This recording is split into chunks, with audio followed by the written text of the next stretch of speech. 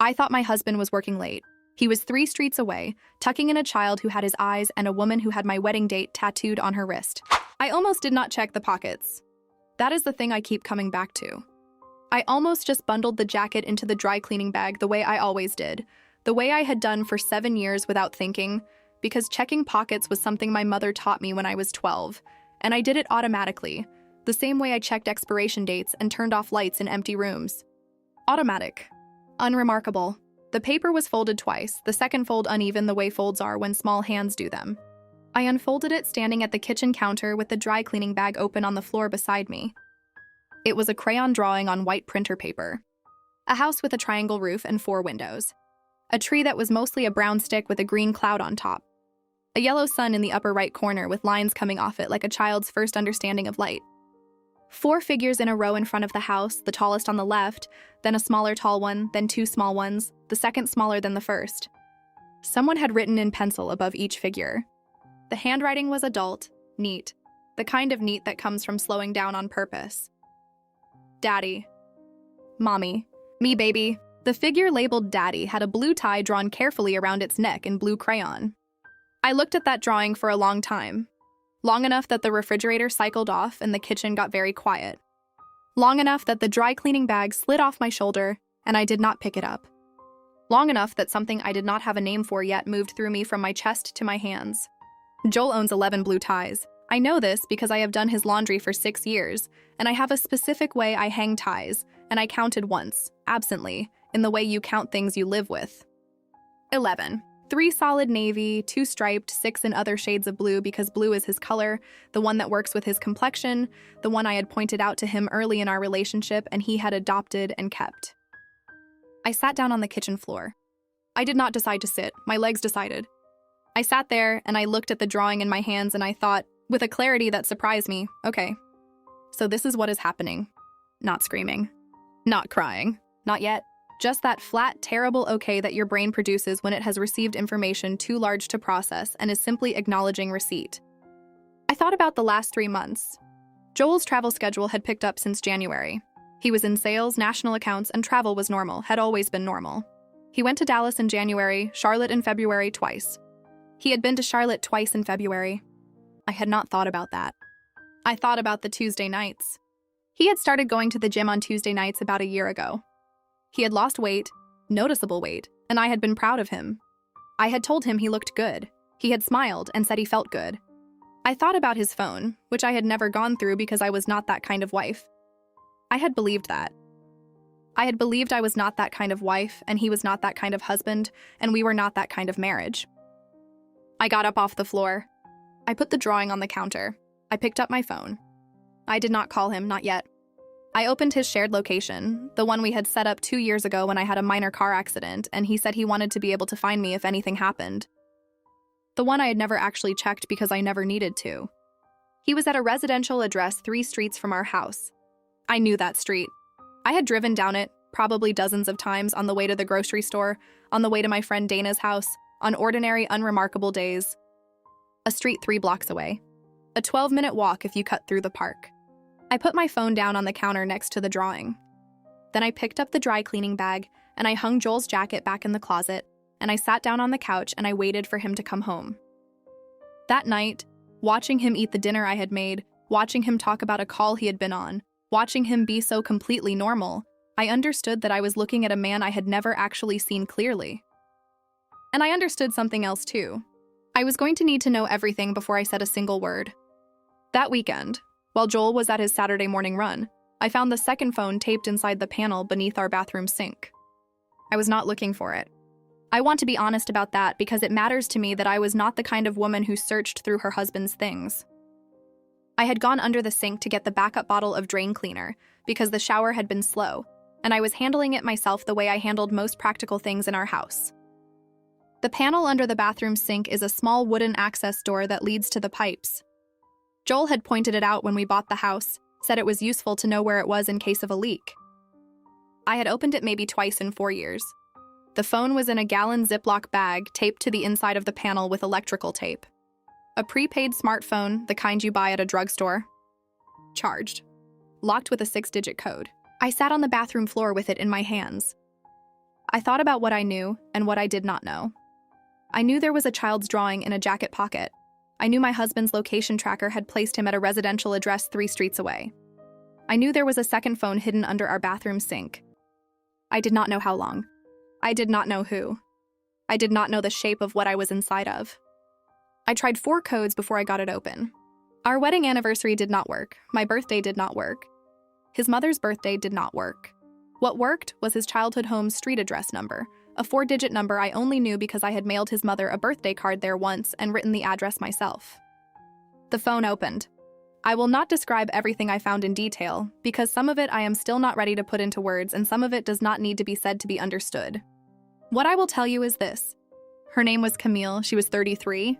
She lived on Ardmore Street, 3 blocks from my house, in a house I had driven past without knowing. She and Joel had a daughter who was 4 years old, and a son who was 14 months old. The daughter's name was Lily. The son's name was Marcus. I sat on the bathroom floor and I read text messages going back 18 months, which was as far back as this phone's history went.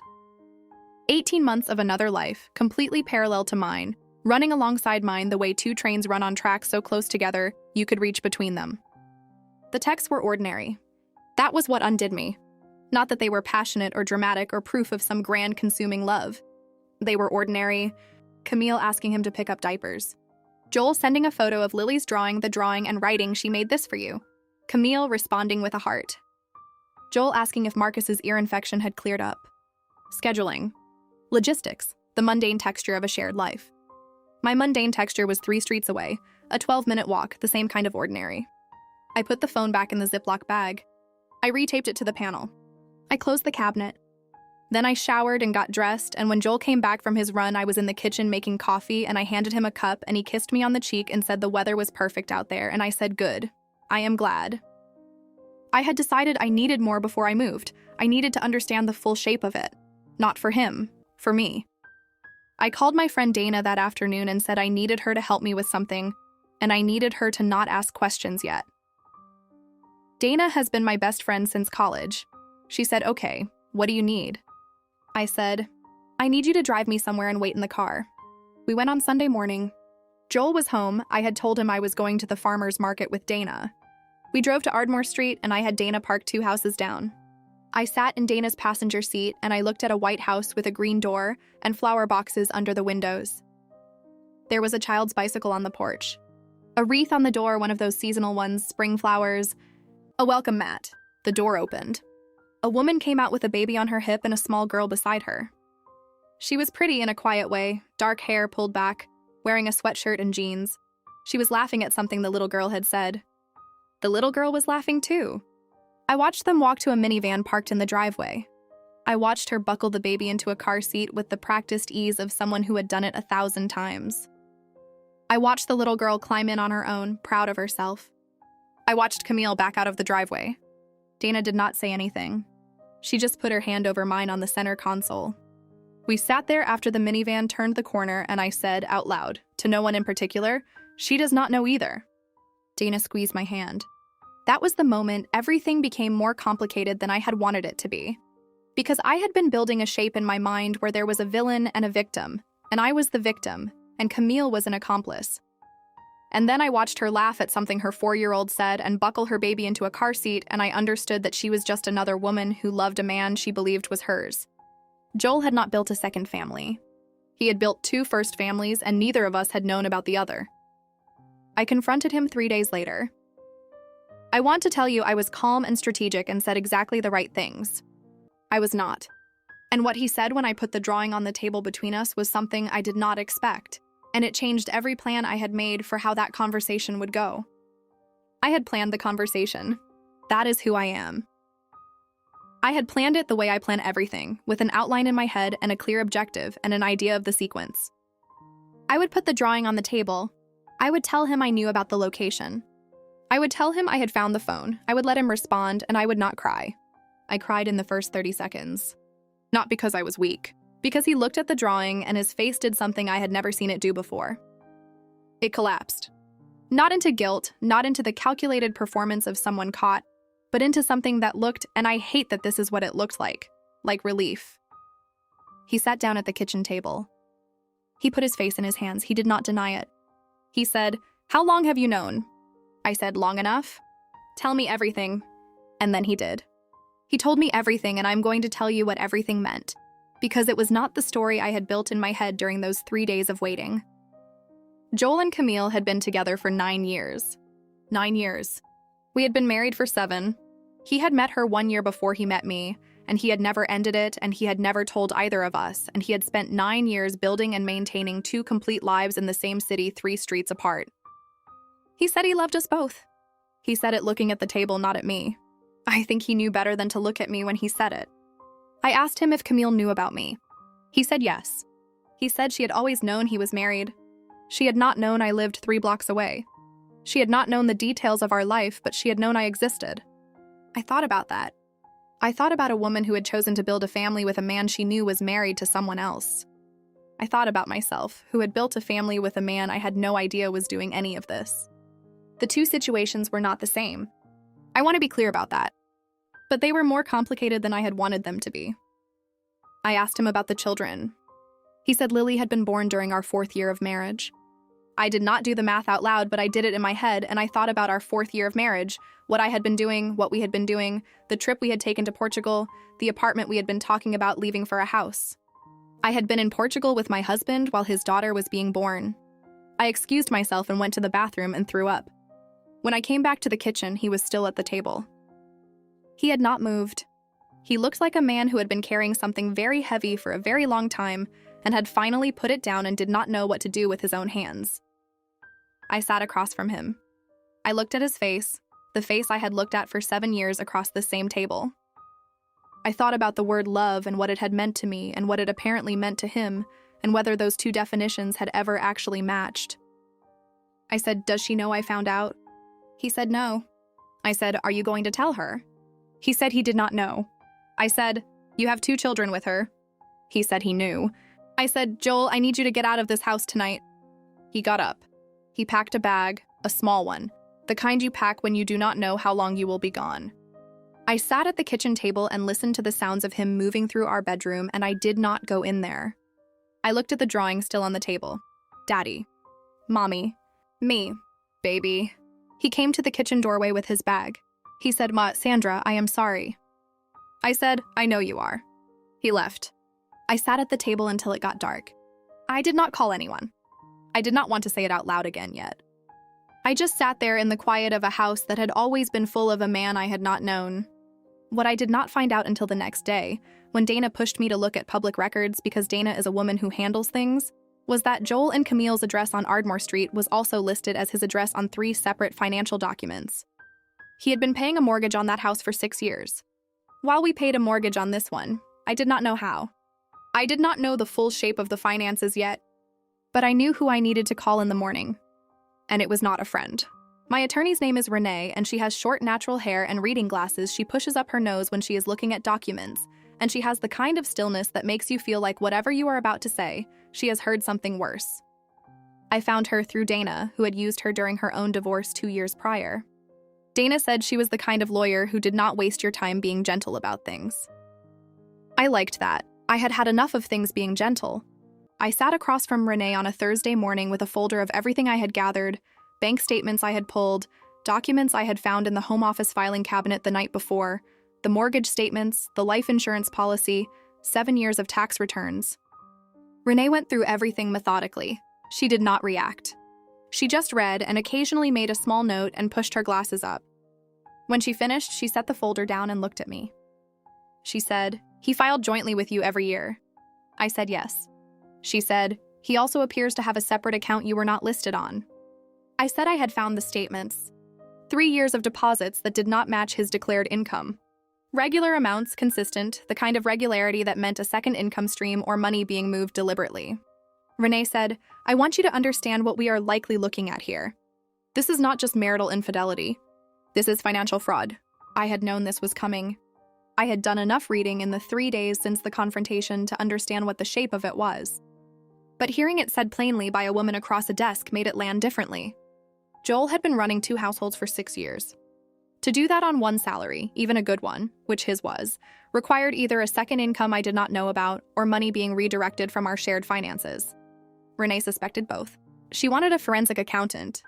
I said, whatever you need. She also said something else carefully that I had not thought about.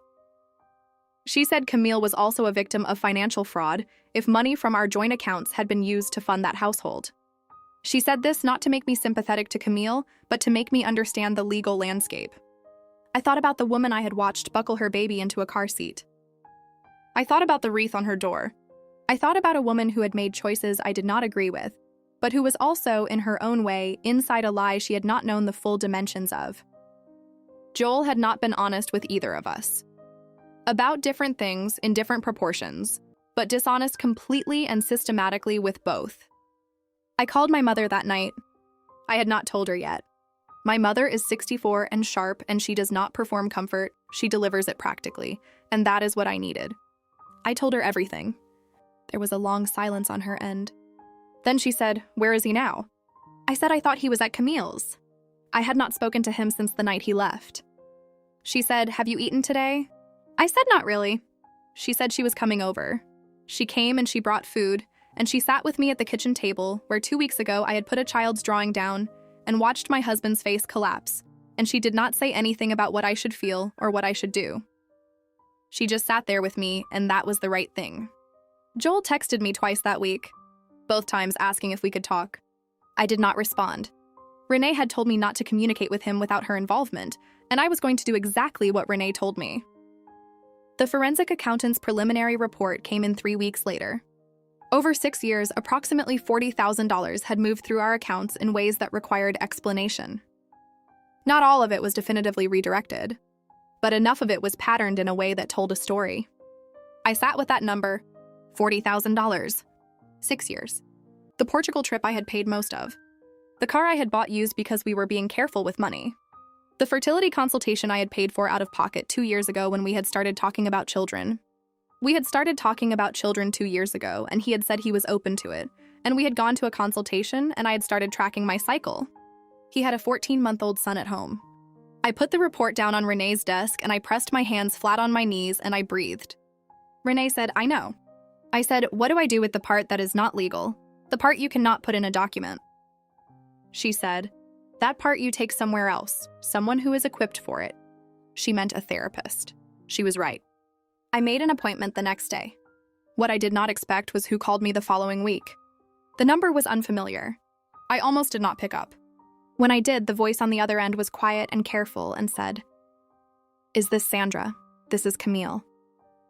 I had thought about this possibility. In the weeks since everything had surfaced, I had considered, in the abstract, that Camille might reach out. I had rehearsed in my head what I would say, the cold version and the measured version, and the version where I simply hung up. I had not rehearsed the version where I stood in my kitchen listening to her voice and felt something I was not prepared for. She sounded tired. Not guilty tired, which is what I had expected if I am honest about my expectations. Just tired in the way that mothers of young children are tired, worn at the edges, a kind of exhaustion that has nothing to do with what is happening in the wider situation, and everything to do with a 14-month-old who probably does not sleep. She said, "I know you have no reason to talk to me, I know that. I just needed you to know that I did not know you lived 3 streets away." I did not know the details. I said, "You knew he was married." A pause, "Yes." I said, "So you knew I existed?" She said, "Yes, I did." I appreciated that she did not try to explain that into something easier. She just said yes. I asked her when she had found out we lived so close.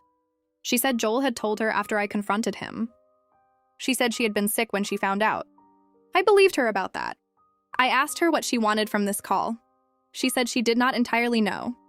She said she had 2 children with a man who had just told her that the life he had described to her was not the one he had been living, that he had not been traveling as often as he said, that the distance he had always cited as the reason he could not be more present was not distance at all, but 3 blocks of city sidewalk. She said, "I feel stupid." I said, "I feel stupid too." There was a silence between us that was not comfortable but was not hostile either. It was the silence of 2 women sitting inside the same wreckage, arrived at it from different directions. I asked about her children. She told me their ages, things I already knew from the phone, but I let her tell me anyway. She talked about Lily with the particular warmth that mothers have when they talk about their children, and for a moment she was just a person, not a category, not the other woman. Just a person who had a daughter who drew houses in crayon and a son with a recent ear infection. I said, "I am not going to be your friend, Camille." She said, "I know." I said, "But I am also not going to treat you like the person responsible for this." "He is responsible for this." She said, "Yes." We talked for 40 minutes. I did not plan to.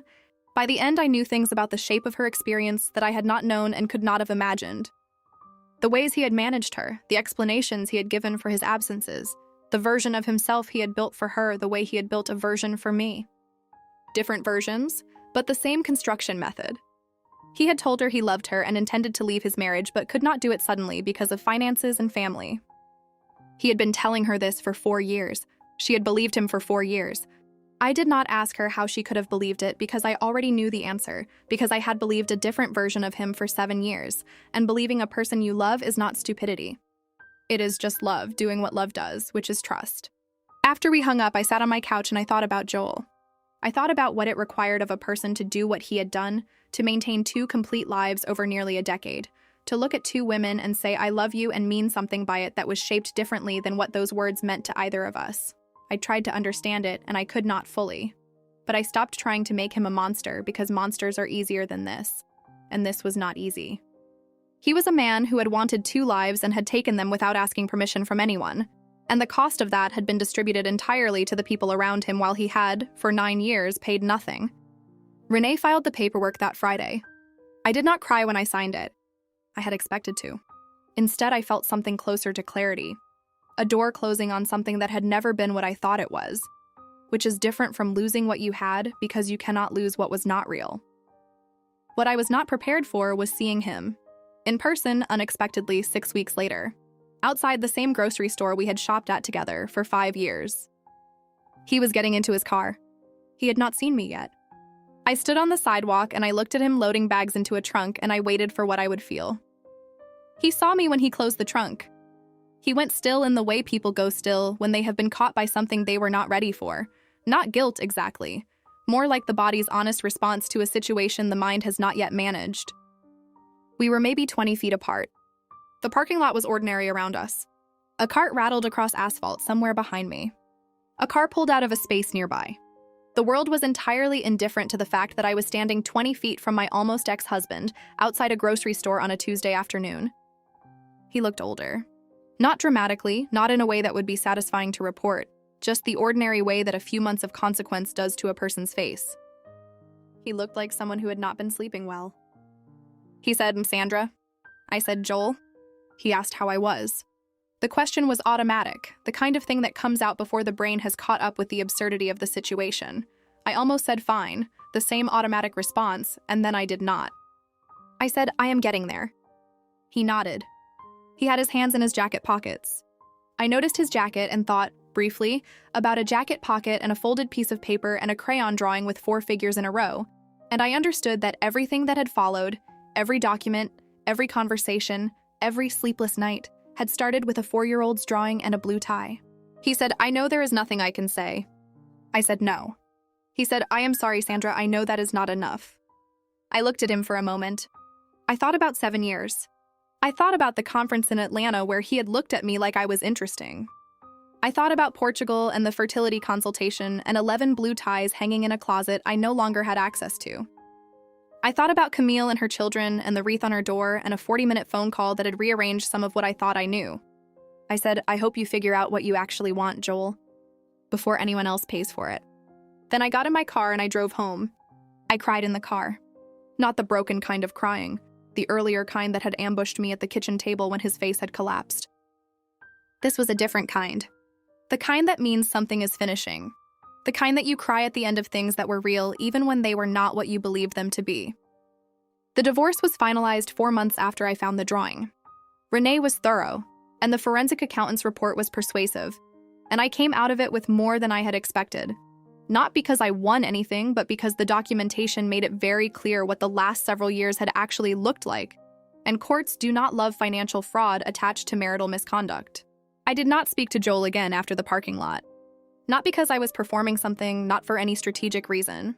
Simply because there was nothing left that needed to be said between us. I heard through Dana that he was splitting his time between Camille's house and an apartment he had rented. I heard this, and I held it for a moment, and then I set it down. It was not my information to carry anymore. I went back to therapy. I had started during the divorce, and I kept going after because I am a project manager. And I understood that this was a long-term project, the putting yourself back together kind, the kind with no fixed deadline. My therapist is a woman named Dr. Osei, and she does not let me get away with anything. She asked me once, about 4 months in, what I was most angry about. Not the infidelity, she specified, not the fraud. What specifically? I thought about it for a long time. I said that I trusted my own perception of things and my perception was wrong. I had evidence I did not read correctly, and I had feelings I explained away, and I had a whole life built on a foundation I never tested because I thought I did not need to. She said, "And what does that tell you about yourself?"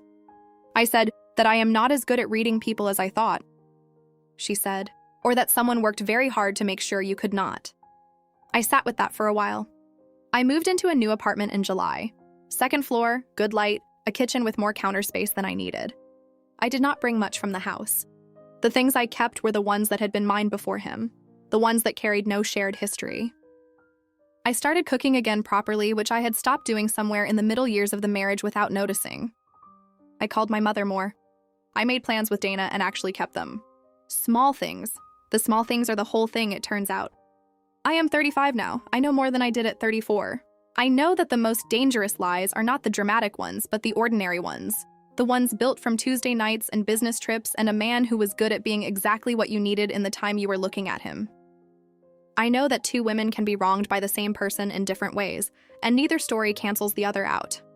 I know that a child's drawing of a house in 4 figures can be the truest thing in a room full of lies.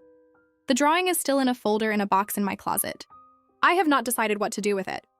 Some days I think I should throw it away. Other days I understand why I have not. It is the thing that told me the truth when nothing else would. That feels like it deserves to be kept somewhere,